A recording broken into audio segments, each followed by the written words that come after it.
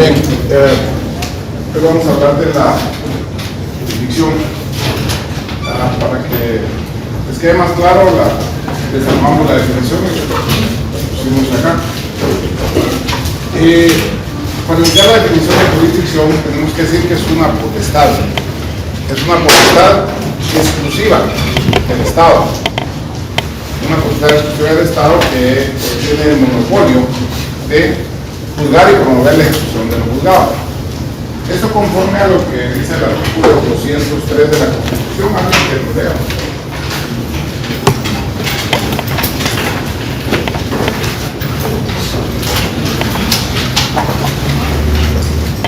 Independencia del organismo judicial y potestad de juzgar. La justicia se imparte en la conformidad con la Constitución y las leyes de la República. Corresponde a los tribunales de justicia la potestad de juzgar y promover la ejecución de los juzgados.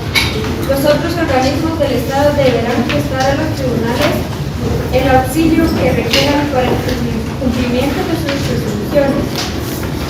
Los magistrados y jueces son independientes en el ejercicio de sus funciones y únicamente están sujetos a la Constitución de la República y a las leyes.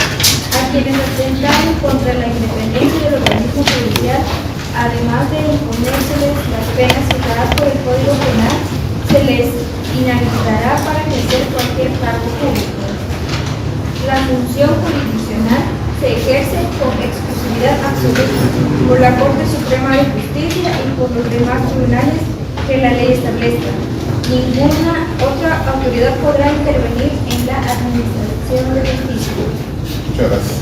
Bien, en ese artículo que dio la señorita aparece el fundamento legal, el fundamento constitucional que respalda ese monopolio que tiene un poder del Estado, que recordemos que en introducción al derecho conocimos que el Estado tiene tres poderes: el poder ejecutivo, el legislativo y el judicial, también llamados organismos o bien llamados órganos, pero al final sigue siendo lo mismo, que obviamente corresponde al Estado, porque cuando hablábamos de las formas de solución de conflictos en la primera unidad del curso, decíamos que con el surgimiento del Estado surge también el derecho y el proceso, para evitar la venganza privada, que la persona tome la ley en sus propias manos, etc.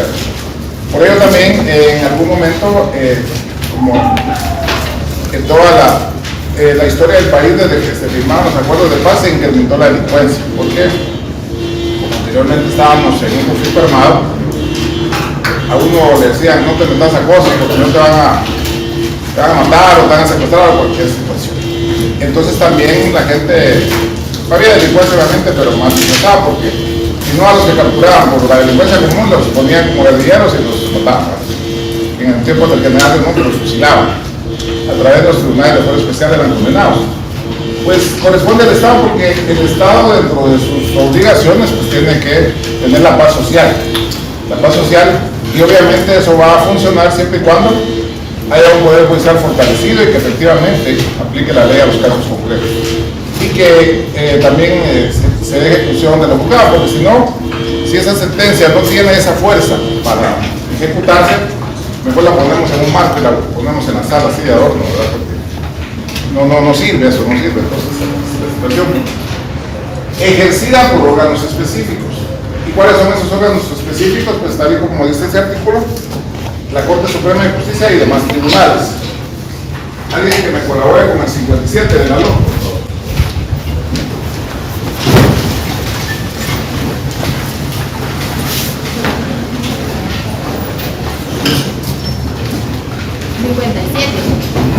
Justicia. La función jurisdiccional se ejerce con exclusividad absoluta por la Corte Suprema de Justicia y por los demás tribunales establecidos por la ley, a los cuales corresponde la potestad de juzgar y promover la ejecución de los juzgados. La justicia es gratuita e igual para todos, salvo lo relacionado con la función judicial. Según la materia, el TIC. Toda persona tiene libre acceso a los tribunales para ejercer sus acciones y hacer valer sus derechos de conformidad con la ley. Bien, aparte de lo que dice el artículo, que aparece en el constitucional, agrega algo más, que la justicia es gratuita, salvo las cuotas judiciales. Las cuotas judiciales es es la última unidad del programa, que no es más que los gastos que es necesario dentro de un proceso. Y para ello existe un arancel de abogados, árbitros, procuradores, mandatarios especiales, etc. Y ese arancel viene del año 1996. Y pues al momento de que una persona es condenada en costas, tiene que presentar un proyecto de liquidación ante el órgano jurisdiccional. Y de ese proyecto de liquidación le corren audiencia por 2 días a la otra parte, para ver si está conforme con lo que están cobrando. Y como hay mínimos y máximos, de repente el que planteó el proyecto puso los máximos, entonces el otro dice, no, póngale menos y así, ¿verdad? Y aún ya con esas cuestiones que él pidió que se rebajaran, que se redujeran, se aprueba el proyecto, se dicta un auto, y ese auto todavía es apelable, para que suba a una sala y a ver si confirman o no las cosas. Pero como les digo, son esos necesarios como los que aparecen en ese arancel precisamente. Por eso que yo les hago la broma que toda consulta genera honorarios, porque ahí aparece que hay que pagar por consulta. Ya de nuevo es otra cosa, pero bueno. Alguien que lea 58, por favor.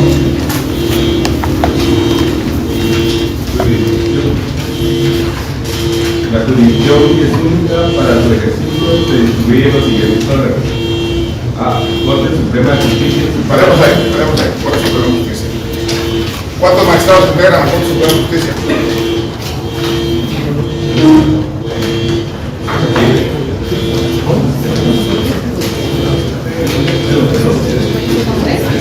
No, ¿cuántos integran la Corte?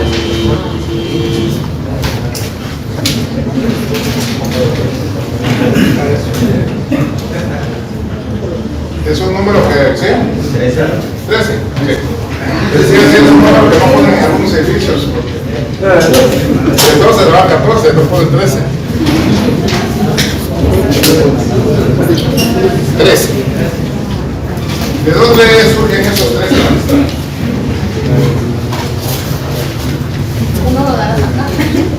No, ese es de la CC.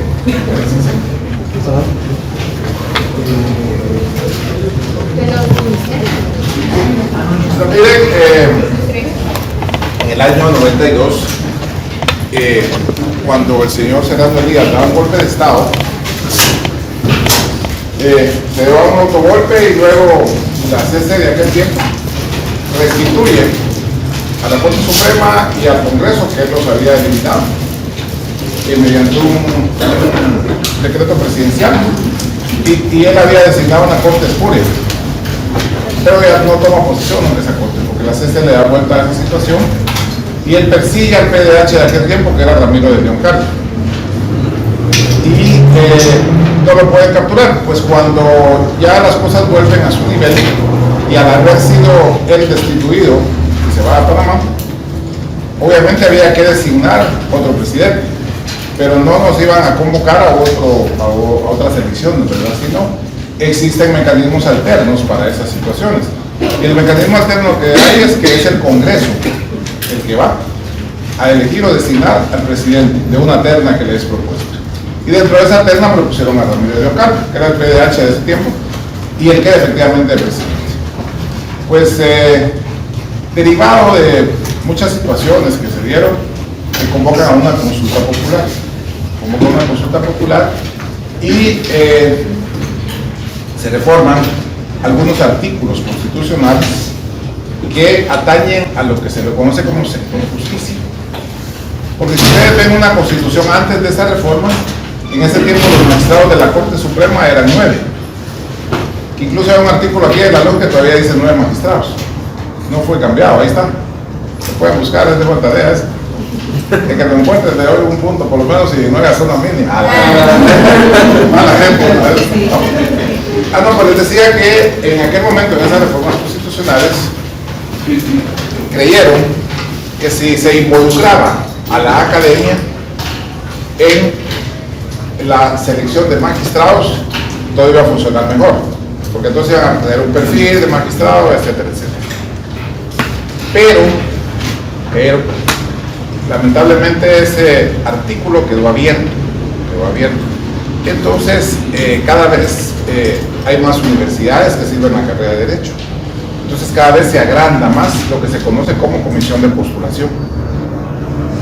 Entonces ya los porcentajes para que alguien pase el listado con ellos ya va subiendo, ¿verdad? Que la ley dice 2/3 partes. Pues resulta que en la actualidad, si no estoy mal, hay 12 universidades que tienen facultades de Derecho. Entonces, ¿qué sucede? Eso, como quedó en la Constitución, dice que habrá un decano, habrá una representación de la universidad del decano porque sirvan la carrera de Derecho. Eso ahorita son 12 decanos. ¿Sí? Entonces, en la Comisión de Postulación para Corte Suprema la integran los 12 decanos, que los decanos están en las dos comisiones, ustedes son los que más trabajan ahí cuando son las comisiones de postulación, porque ellos están en la Comisión de Postulación de Magistrados de Corte Suprema de Justicia y Magistrados de Salas de Corte de Apelaciones. Entonces, 12 decanos, un rector que la preside de cualquier universidad. Incluso hay universidades que no tienen derecho, como la del Valle, y la otra vez para el Tribunal Supremo Electoral último, quien la presidió fue el señor Moreno, el rector de la del Valle, y ellos no dan derecho, pero como ahí sí, es entre los rectores que determinan quién va a presidir la comisión. Perdón, pero si estoy dando clases, ahí cuando termine. Pobres niños, los explotan aquí, pero bueno.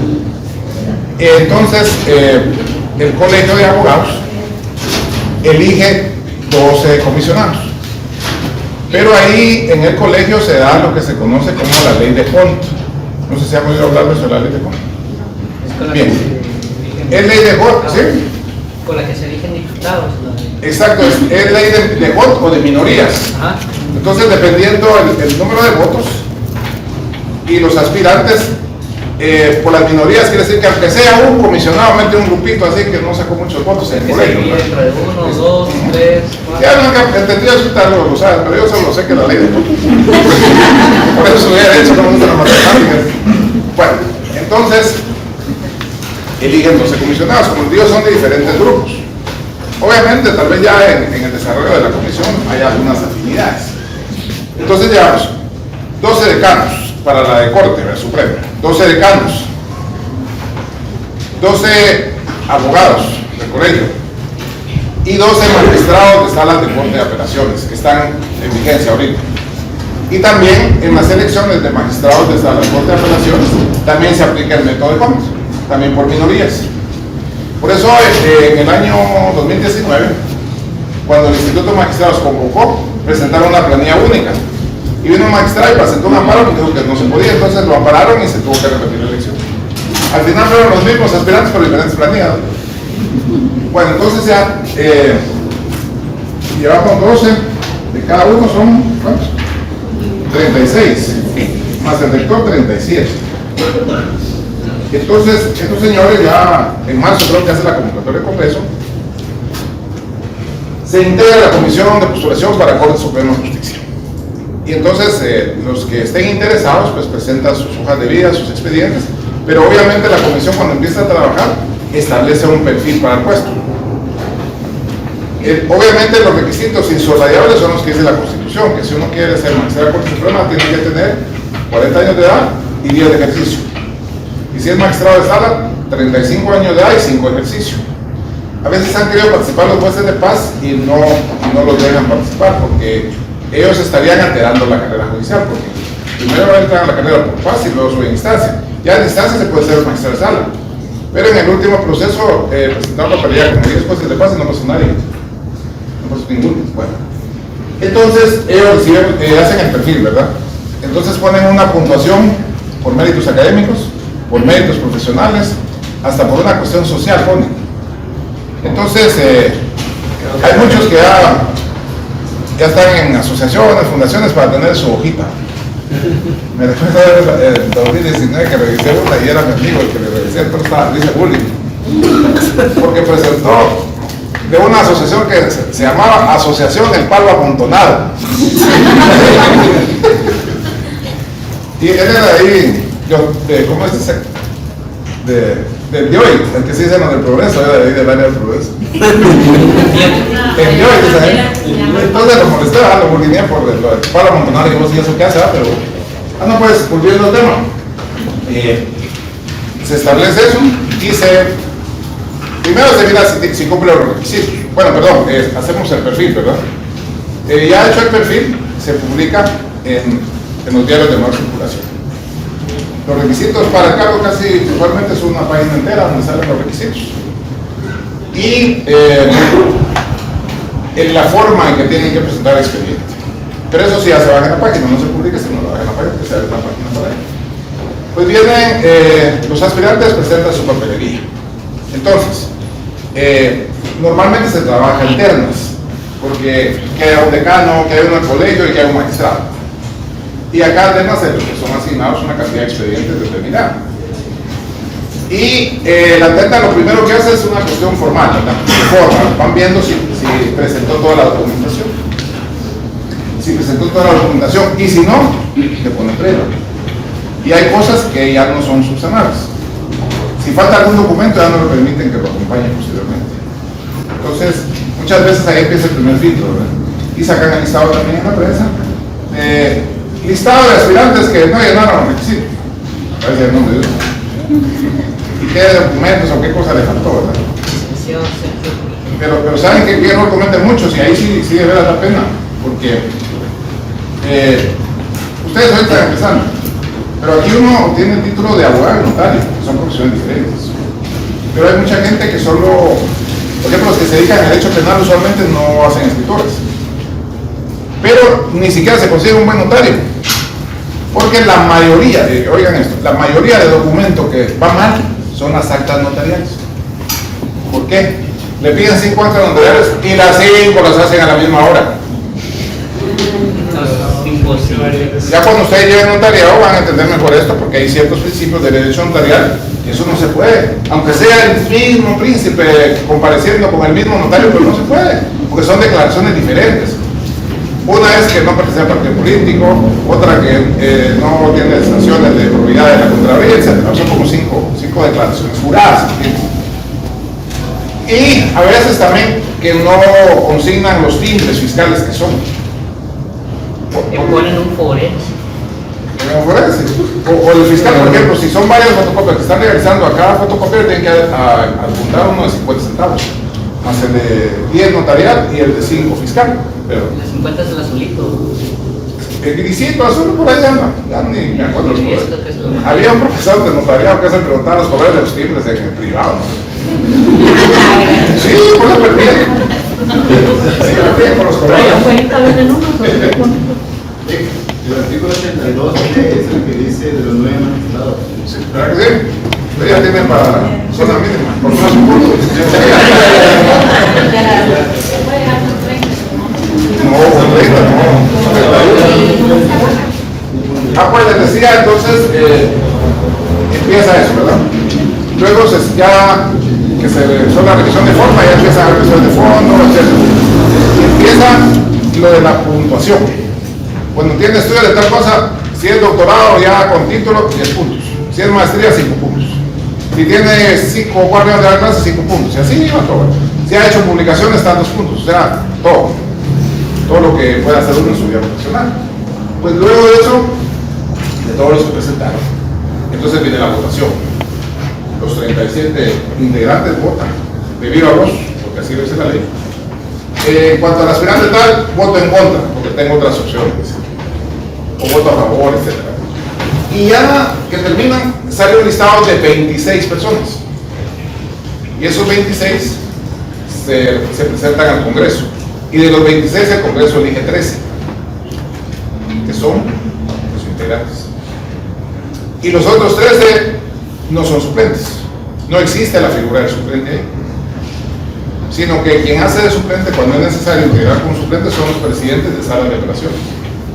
Ellos sí tienen suplentes, en cambio en Corte Suprema no hay suplentes. Así que si uno no entra entre los 13 que eligió el Congreso, sigue en su casa tranquilo, no quedó en nada.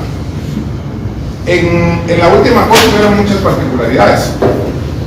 Hubo 3 magistrados que les plantearon ante juicio, los declararon con lugar y fueron desaforados. Bueno, 2, porque la otra persona estuvo detenida, y ahí solventó su situación y fue reincorporada, pero 2 sí se fueron. Una falleció. Y al final, en los últimos 2 años, uno se fue a la CC y uno se fue al Tribunal Supremo Electoral, quedaron 10. Entonces se empezaba a desintegrar y se empezaba a analizar. ¿Por qué? ¿Por qué razón? ¿Por qué creen que el Congreso no eligió a los del listado 13? Porque nadie los había coordinado y aparte, porque no podían. Sí, eso último es más correcto, que no podían. ¿Y saben por qué no podían? Porque La ley no lo... el periodo constitucional había terminado en 2019, 2014-2019. Lo que pasa es que aparte de esta persona que planteó amparo, hubo otras personas de la sociedad civil que plantearon amparo. Entonces la CC anterior, no la actual, se echó un amparo que, como dicen, aquel nudo yordano no lo desataba nadie, y otro desataba el nudo. Entonces estuvo ahí detenido, porque en el amparo decía, miren, todo lo que yo les digo de la comisión, ahí se hacen ver esos extremos, si la persona es honorable, si cumple los 313 de la Constitución, etcétera, etcétera. Pero había algunas personas que la FES y el Consejo Presidencial habían ido a hablar con un señor que estaba enfermo en un hospital. Tres con foto. Entonces, la FES era de criterio de que estas personas no eran idóneas para el puesto. Entonces, por eso la CC, cuando dicta la sentencia, dice: cada diputado se deberá pronunciar por cada uno de los aspirantes de viva voz y manifestar si es honorable, idóneo, capaz, bla, bla, bla. Un día nos pusimos a hacer cuentas. Si cada diputado hablara un minuto, que no es así, no habla un minuto, porque ahí tenían que incluir a estos 26, porque tenían que votar por los 26, más los 270 salas, eran 296 nombres. Que cada diputado, como les digo, hablara un minuto, iban a elegir en 2 años, trabajando todos los días. Y si en la primera ronda se lo llevan y si no elegían a nadie, otros 2 años. Entonces al final, la CC del año pasado, la nueva CC, dictó un fallo donde dijo: miren, la Corte está desintegrada, ya había tenido un proceso de comisión de postulación. Entonces, le ordenamos al Congreso que vote como lo acostumbran ellos, que es a través de la votación electrónica, ya no le dio voz. Entonces los eligieron un miércoles en la noche y una vez lo juramentaron y al viernes ya están tomando decisión. Después de 4 años. Quedó presidente un Jesús, no sé. ¿Ah? Jesús, no sé quién había quedado de... Jorge Turush, de Shela. Yo me acuerdo que con J empezaba el nombre, ¿Sí? quedó presidente. Ah, no, es de Oscar Cruz. El gestor, sí, Cruz. Yo le celebró la tesis de Cruz. Fue como lo molestan por segundo nombre, Ruperto. Ruperto. Ahorita no sé qué publicaron ahí, siempre los de X, así crueles, van. ¿A quién se le puede poner el Ruperto a su hijo? Bueno, eso es en cuanto a la Corte. Ah, bueno, y de los 13, está el presidente de la Corte Suprema del Organismo Judicial, que también, con base en esas reformas constitucionales, ahora se elige cada año presidente. Anteriormente era 5 años. Los 5 años que era el periodo, el presidente que elegía en el primer día se quedaba los 5 años. El último que estuvo 5 años fue Rodríguez Peralta, que fue de los que sacaron, que era de esa corte. Y fue el último que dio canasta navideña. Bueno, seguimos entonces, aparte de la corte, ¿quién más? Ah, perdón. No, pero decía que los 3 del presidente y los otros 12 magistrados integran 4 cada cámara, que es Cámara de Amparos, Cámara Civil y Cámara Penal.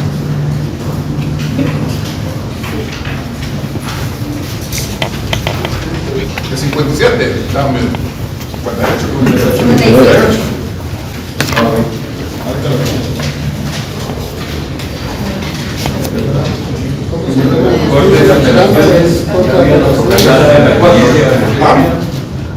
¿No era el 58 que estaba viendo?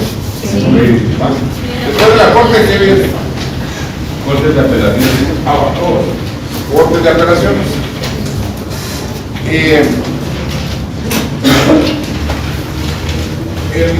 Digamos, la Comisión de Postulación de Corte de Apelaciones se integra siempre por los decanos. Otros 12 representantes electos en el colegio, también de una forma que la otra comisión, pues son otras personas. Y magistrado de Corte Suprema de Justicia. Son 13, entonces solo el presidente no integra esa comisión. Pero cuando fue ese proceso eran 12, entonces 12 cabalitos. Pero hoy que está así, serían 12 menos el presidente. Y también el mismo procedimiento, la gente ingresa sus expedientes, ¿sí? Supongamos que alguien ingresa el expediente para la Suprema, no que luego ingresa a la Corte de Apelaciones, puede ingresar a todas, aunque no quede en una. Es permitido porque no hay prohibición de que presente papelería a las dos. Por ejemplo, yo esa última vez que participé presenté en las dos y quedé en Suprema. Y saqué 81 de nota. Y la otra saqué 51. Pero porque uno de la terna no me quería. Y una pregunta que ahorita anda moviendo bastante. ¿A qué comisiones tiene participación el Instituto de la Víctima? Andan moviendo tantas aguas, ¿sabes? Ya, miren, lo que sucede es que de unos años para acá se han creado, bueno, desde que entró el Código Procesal Penal actual, se han creado varias instituciones y la mayoría tienen consejos directivos. Y la mayoría de consejos directivos lo preside la presidenta o el presidente de la Corte. Entonces, el INACIF lo preside el presidente de la Corte Suprema. Otro que integra es el presidente del Colegio de Abogados, el presidente de los químicos por el tema de la cuestión de los dictámenes del INACIF, un representante del Ministerio de Gobernación que puede ser ministro o algún viceministro, y la directora que está ahí, que coordina, pues, pero ella depende de ellos, ¿verdad? Y es igual en el Instituto de la Víctima. Y el Instituto de la Víctima tiene representación en todos esos consejos, y en todos, o en la mayoría, tienen dientes. Por ejemplo, el Instituto de la Defensa Pública Penal, que es el más pobre de todos, es el que mejor dientes tiene, paga 1.700 por sesión. El INACIF, ya descontando el timbre, 1.300 por sesión. La víctima, 1.300 también, creo. O sea, entre todos los consejos directivos, que hagan una sesión al mes, no baja de 5.000, 6.000, sale de 10. Y si hacen una sesión, obviamente se ve. Ese es el tema. Igual Pero mire, y el proceso con el que nombraron a Ligia Hernández, ¿no? Se supone que es que se votaron un amparo que sí, era con el que estaba protegiendo a la Magíster Carrillo. Ajá. Pero había uno así como que ya no se podía, el presidente ya no lo podía nombrar directamente, sino hasta que hubiera un procedimiento establecido. Y ese fue el que se votaron. Sí, mira, pues, lo que sucede es que todas las leyes tienen que tener un reglamento. ¿Sí? Tienen que tener un reglamento. En el caso del Instituto de la Víctima, todo el periodo de la Magíster Carrillo no elaboraron ese reglamento. ¿Sí? Porque en el reglamento se podía establecer cuál era el procedimiento para designar a X o Y personas, pero no hay. Entonces ella planteó el amparo argumentando eso, de que no había reglamento. Pero ella era la que tenía que haber hecho el reglamento. No ella, pues, pero sus asesores, ¿no? Entonces, cuando termina el periodo, parece que no tenía muy buena relación con el presidente Yamatei. Entonces no la iba a volver a nombrar. Entonces por eso planteé el amparo, para evitar que Yamatei nombrara a otra persona. Pero igual salió porque no lo nombré, porque si Yamatei nombra a alguien, no lo pueden quitar. A ella no lo pueden quitar. Porque en la ley del Instituto de la Víctima está también las causales para quitarla, que son casi las mismas de la fiscal. En cambio ella la quita por el periodo constitucional, porque ella ya había decidido, y el argumento de ella era la no existencia de un reglamento, pero legalmente era ella la que tenía que hacer el reglamento. Pero, por ejemplo, con Ligia no hay proceso de oposición para No, nombramiento, porque, por ejemplo, ella no cumple con el carácter de experiencia victimológica que le pide el nombramiento. mire, es que aquí hay varios ejemplos que han pasado. El antiguo director del INACIF, ¿Quién? Manuel. ¿Cabrera? No, Manuel García. Ah, no, yo a Cabrera conocí. No, Cabrera era bueno, sí te siento. No, Manuel, lo que usted dice, en la ley del INACIF dice que debe tener especialidad en criminología o criminalística. El cuate tenía un su diplomado que recibió aquí en los cursos de universidad. Sí, ando perdida, pero ahí sí nos metemos un poquito el tema, ¿verdad? Sí, pero es que a mí no me Pero deja. eso era porque andaba perdida, perdón.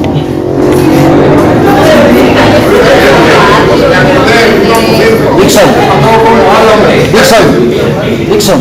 No, mire, lo que pasa es que si alguien tiene dudas, un día me dijo que yo fui jefe político, le digo, pues cállate.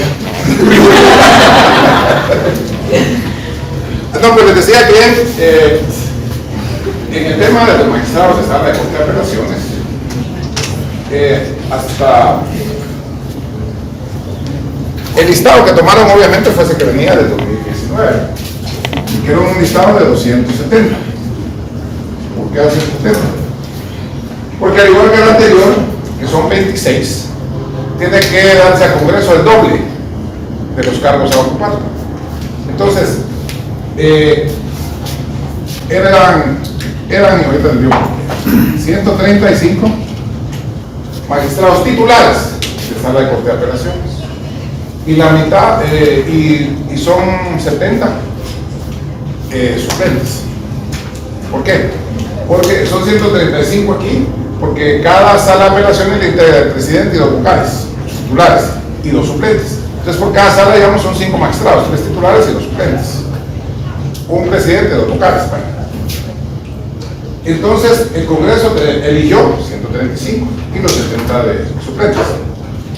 El asunto está que el cambio de corte fue el viernes 17 de noviembre. Y el jueves 16 todavía inauguramos la sala sexta de trabajo y previsión social. Entonces ya eran otros 3 magistrados titulares y otros los suplentes. Y eso no se dio el Congreso. Entonces ahorita hay mi amigo que da clases de primer año. Él había quedado en Santa Rosa, pero se movilizó y lo dejaron en la sexta. Se evitó el viaje. Porque no habían nombrado en la sexta. Entonces ahora, cuando el Congreso en el próximo va a tener que 138, obviamente el doble de 138 para no visitar. Y, sí. Una pregunta. ¿Cuántas veces se pueden postular si no los equipos? Pues como es cada 5 años hasta que aguanten. Sí, hasta que aguanten, como es cada 5 años, ya esperar 5 años, no creo que no aguanten, que no coman ese tiempo.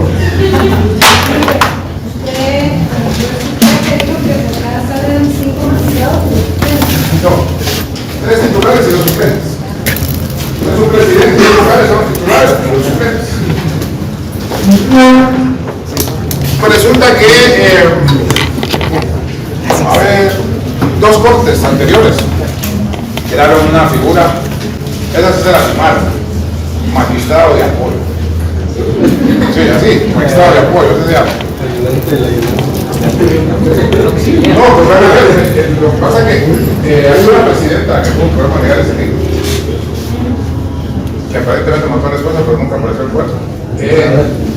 Si el esposo de ella se había postulado, pero todavía suplente. Ese era juez. Entonces crean la figura de magistrado de apoyo. Entonces crean 8, para no hacer mucho foro, fueron 8 plazas que quedaron. Y se hacía un estudio por planificación de a ver qué salas tenían mayor carga de trabajo y ahí se designaba un magistrado de apoyo. Entonces esta sala venía a tener 4 magistrados. El tema era de la dinámica, porque no actuaban igual las salas.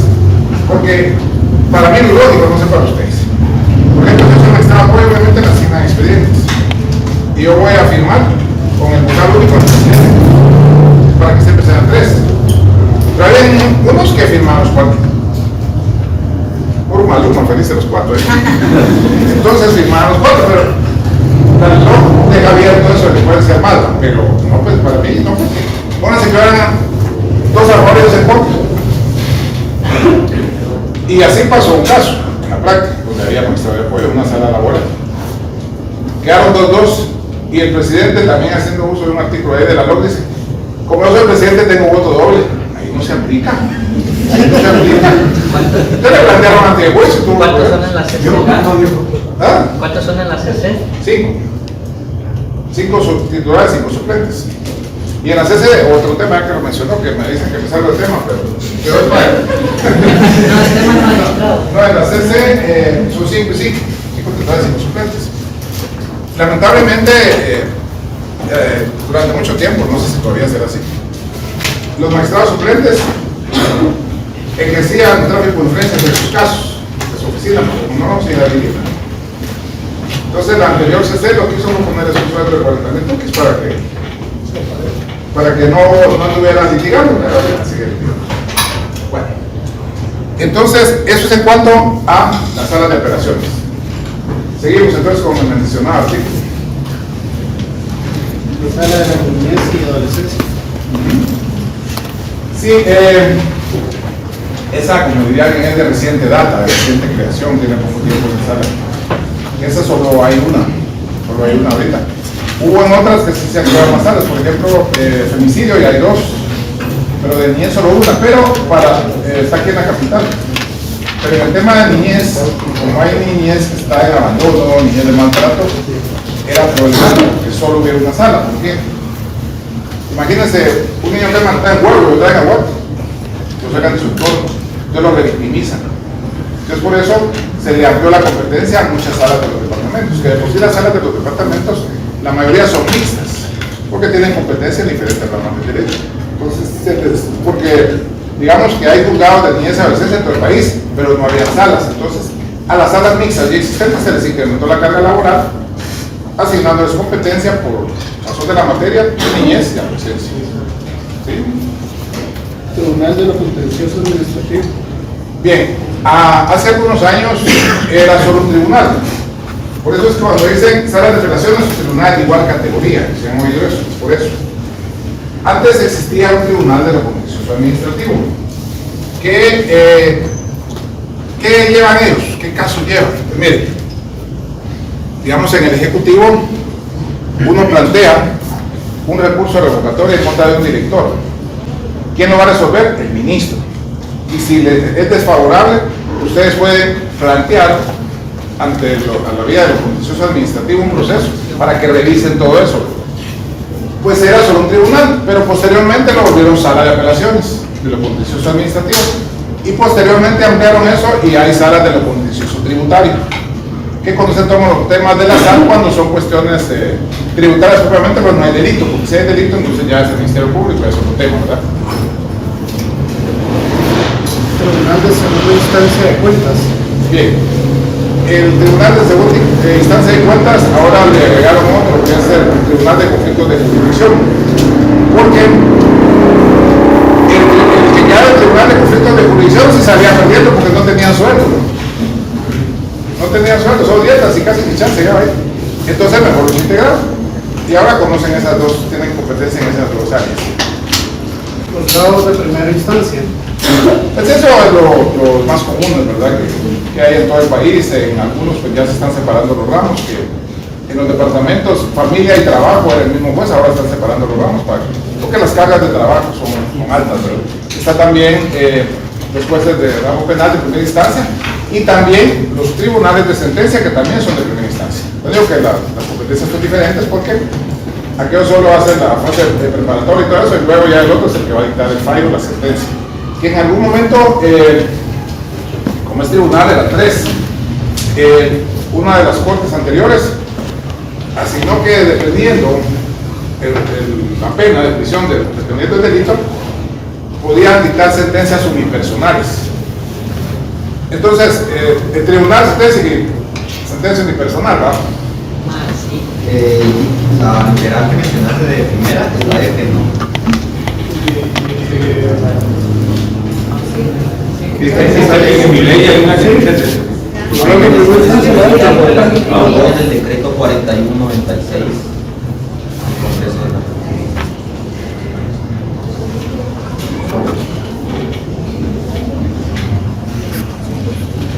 La tuya en la F está la instancia. Sí, sí, también la F.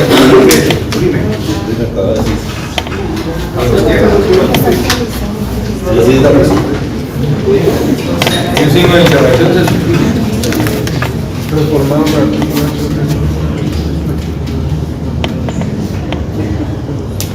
quitaron una. Ustedes quedan prejuzgados.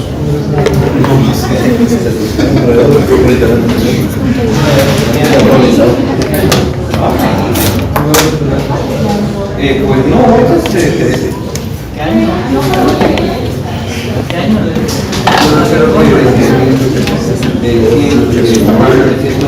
Necesitaron ese hecho porque si no, no serían ilegales todas las instancias. ¿Cuál sería el soporte legal?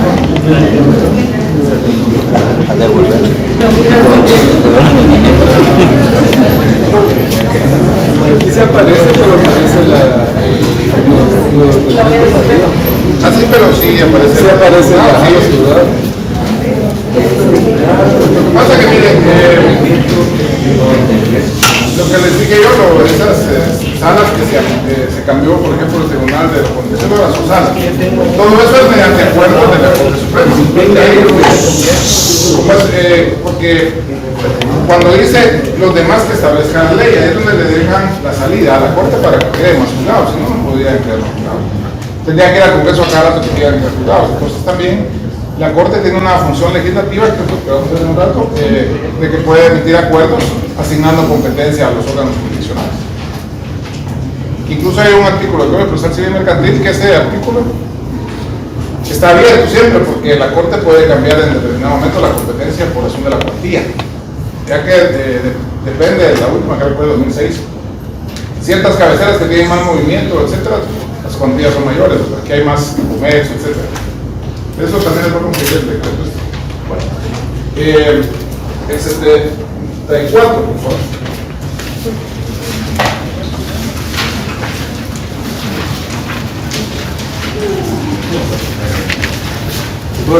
Sí. Jurisdicción. La Corte Suprema de Justicia tiene jurisdicción en toda la República para conocer de los asuntos judiciales que le competen de conformidad con la ley. Es el Tribunal de Superior Jerarquía de la República. Pues miren, aprendan a manchar sus leyes. Porque cuando llegan al privado van nítidas como que las de comprar. Así en esta forma los artículos que se relacionan se ponen a la par del que leímos del 58.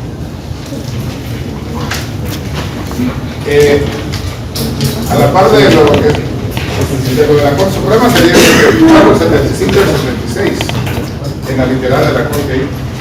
Leemos el 75, ¿no?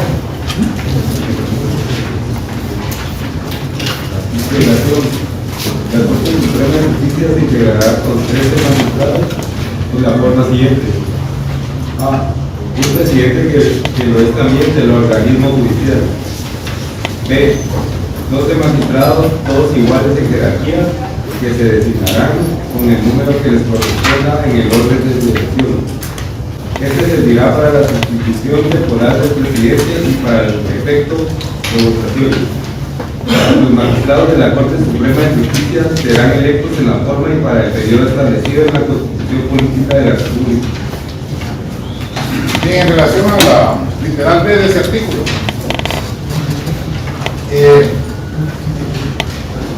el Congreso interpreta en otra forma eso, que dice que en el orden de su elección, y no es así, sino que la vocalía que le va a corresponder a uno es dependiendo del número de votos que tenga uno en el Congreso. El que tiene más va a ser el vocal 1 y así en orden de 70. O sea que el que es vocal 13 fue el que menos votos sacó. Sí, entonces, bueno, y lo importante también ahí es quién es el vocal 1. Porque cuando suceden aquellas situaciones que se han dado en algunas cortes que no se ponen de acuerdo para elegir presidente, entonces el vocal 1 se funciona. Si no fuera el presidente mismo, a veces cuando pasa eso, que tienen acuerdo. Y también cuando el presidente sale de viaje, quien lo sustituye es el vocal 1 o el 2, depende de quién es.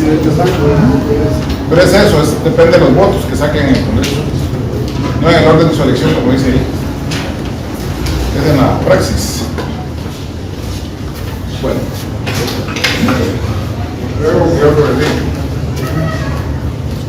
76. La Corte Suprema de Justicia se organizará en las cámaras que la norma determine.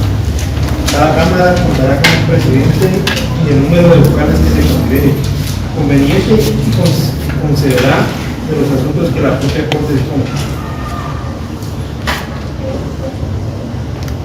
Bien.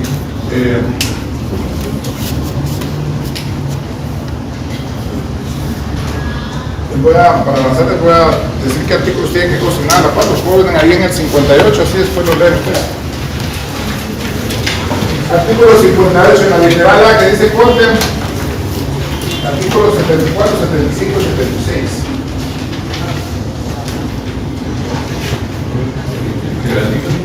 74, 75 y 76 de la LOPSE.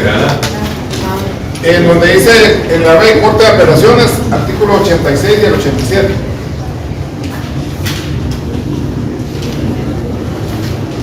En la literal F, el artículo 94. Y en la literal H, el artículo 101.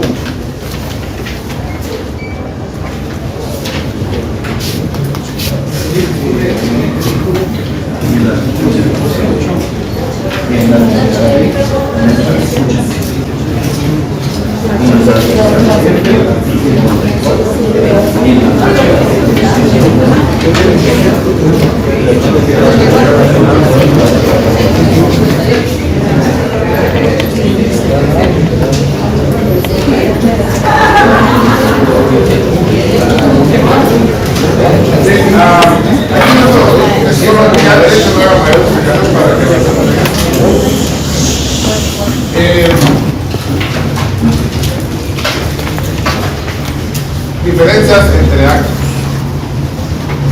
Depende del organismo de Estado, cada quien va a dictar determinados actos. Por ejemplo, los actos jurisdiccionales, pues eso es obviamente el organismo judicial. Todo el quehacer del organismo judicial es dictar actos jurisdiccionales, es decir, juzgar y promover la ejecución del juzgado a través de resoluciones, que hay decretos, autos, providencias, resoluciones, sentencias, etc. Los actos legislativos son los que realiza el Congreso de la República, es decir, crear, derogar, abrogar o emitir leyes. Y los actos administrativos pues están a cargo del organismo ejecutivo, que es los servicios públicos. Y muchas veces cuando el Estado no otorga los servicios públicos, da al sector privado que los puedan realizar, les da concesiones, pero obviamente bajo la tutela y la supervisión del Estado. Porque si ustedes ven, después de la pandemia desaparecieron aquellos famosos tomates, ya no hay transporte público. La MUNI de aquí que tiene Transmetro, ahora que metieron unos busitos, Santa Catarina tenía otros, pero porque se concesionaron y siempre eso fue complicado. Si no, vean el transurbano, que se volvió también un caso paradigmático de corrupción, ¿verdad? Que ya casi desapareció también. Bueno, aparte de los actos también, cada uno de los organismos del Estado dicta o tiene funciones de los tres tipos.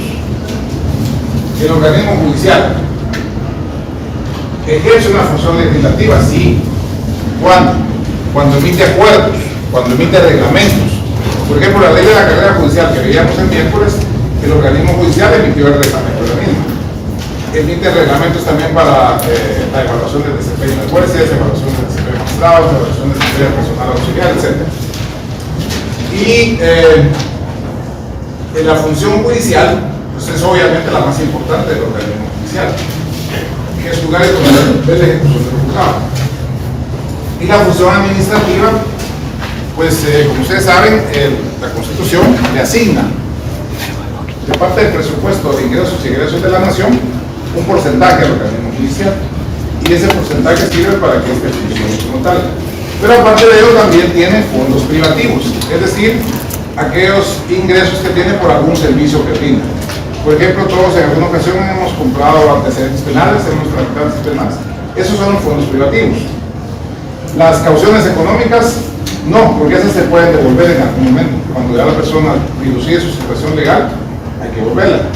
Las pensiones tampoco, porque esas no son de uno, se las tiene uno como en consignación a reserva, no que la persona las cobre. Pero los mandatos sí, los mandatos son fondos privativos. Todo lo que ingresa al archivo de cobro, las multas, son fondos privativos. Y así, cosas que no se tengan que volver son parte de fondos privativos que sirven de alguna manera. Por ejemplo, el edificio CADE, muchos conocen ven ahí, ese fue comprado con fondos privativos del archivo de protocolos. Es la única que genera ingresos, ¿sí? Solo gastos, pero solo genera ingresos. Bueno, luego el organismo legislativo. Su función más importante es la legislativa, ¿verdad? Crear, derogar leyes. Pero también tiene una función judicial. ¿Y cuándo va a tener esa función judicial? Cuando él conoce antejuicios con determinados funcionarios. Digamos, el antejuicio siempre se plantea ante un juzgado. El juzgado se inhibe porque obviamente no puede conocer, no es competente. Pero a veces la gente malinterpreta y dice, si inhibió el juez, de plano tiene interés, como dice. Entonces lo eleva a la Corte Suprema de Justicia. Ahí en la Corte Suprema de Justicia se le asigna a la Cámara de Amparo y Antejuicio, que es la que tiene esa competencia. Pues viene la Cámara, hace los estudios correspondientes y lo presenta al Pleno el día miércoles. Al final, la Cámara que más trabaja es la de amparos. ¿Por qué? Porque es la única que lleva cuestiones a discutir en el Pleno de carácter jurisdiccional. Entonces, la Cámara lleva el antejuicio. Así llegó el de Otto Pérez Molina, así llegó el de Rosana Valdetti. Lo llevaron. La Corte estimó que sí había indicios para la posible comisión de un ilícito porque no puede identificar delitos en un antejuicio. No puede hacer ese tipo de situación. Únicamente decir que la conducta podría dar lugar a que se cometió algún ilícito, se pudo haber cometido, o sea, nunca se afirma nada, o sea, se deja el supuesto. Y se repitió al Congreso. Y el Congreso, mediante votación, les quitó el antejuicio. Y ustedes ya saben esta historia. Pero el año pasado, la Corte conoció el antejuicio por los magistrados del Tribunal Superior Electoral. Lo admitió, lo mandó al Congreso, y el Congreso declaró por lugar de antejuicio. Y al día de hoy los señores ya tienen 3 periodos de vacaciones, ¿no? Los cuales se puede traer que no son acumulables de año en año, pero ¿saben qué ley están acumulando? Regresan al jueves. Sí, cabal, igual que aquella. Entonces, esa es la situación, ¿verdad? ¿Quién conoce eso? También conoce en contra de los antejuicios de ministros del Congreso. Es una institución judicial. Son 10 los que conoce el Congreso. Sí. Sí, y también contra el PDH y otros. Bueno, y luego, ¿cuál es la función administrativa del legislativo?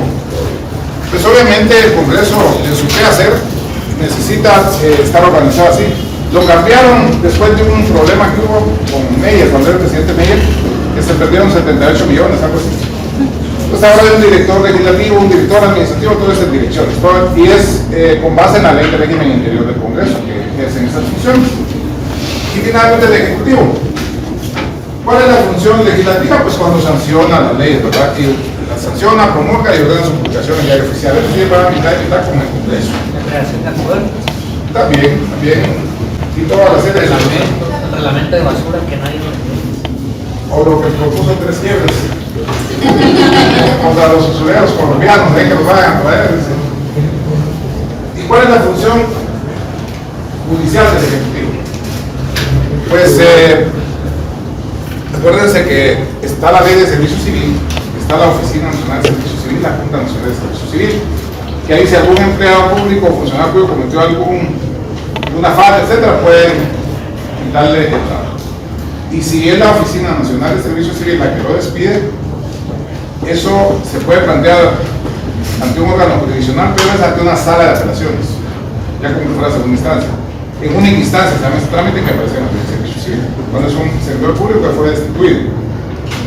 Pero ahora lo que hacen es mejor pelear la registración, ¿verdad? Y el Ejecutivo, pues obviamente, lo que les decía, ¿verdad? La administración. Entonces, se fue el tiempo ya a soldar, a sacar cosas. Ahí el miércoles termino este tema para que, y empezamos el otro para que te vaya manchado.